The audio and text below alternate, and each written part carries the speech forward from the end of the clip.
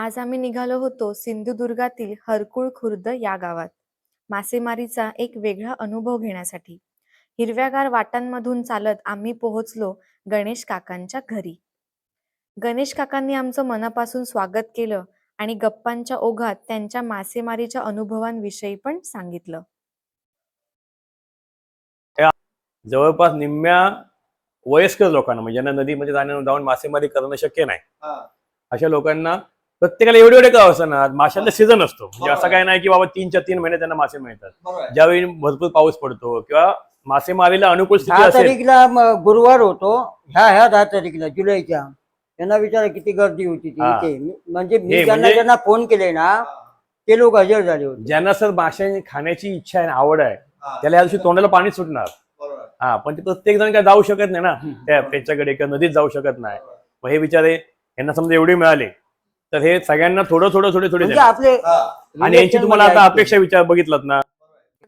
थोड्याच वेळात आम्ही निघालो नंदिनी नदीच्या दिशेने. हिरवीगार शेती, पाण्याने भरलेले रस्ते आणि कोकणाचं अप्रतिम सौंदर्य अनुभवत.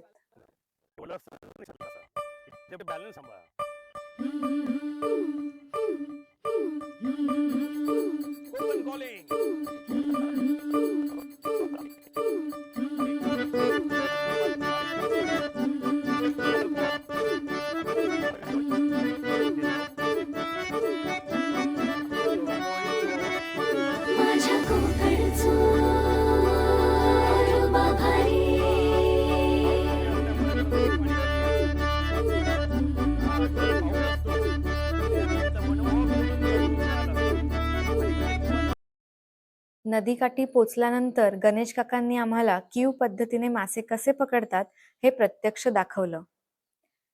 ही पारंपरिक पद्धत पाहताना प्रत्येक क्षण खूप खास वाटत होता.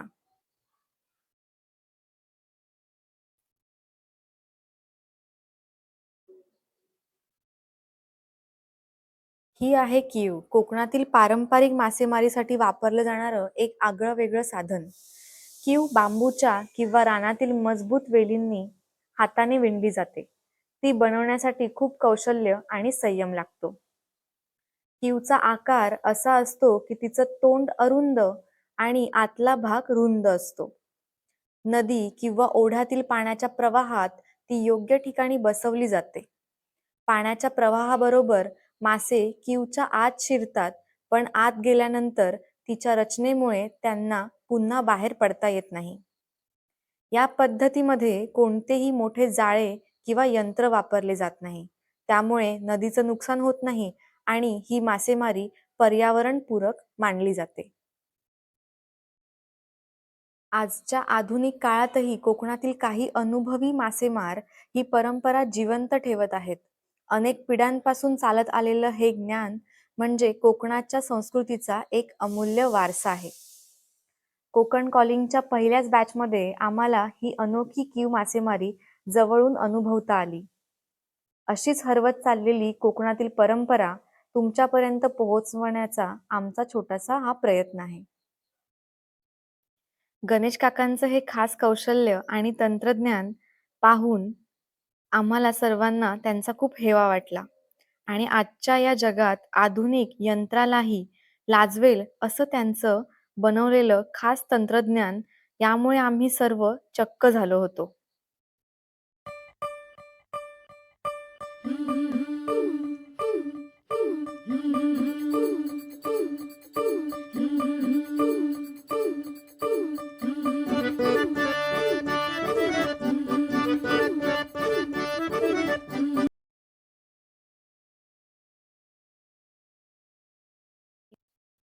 गणेश काकांनी त्यांच्या क्यू मधून पकडलेले मासे गोळा करण्यात आम्ही सगळे मग्न झालो होतो.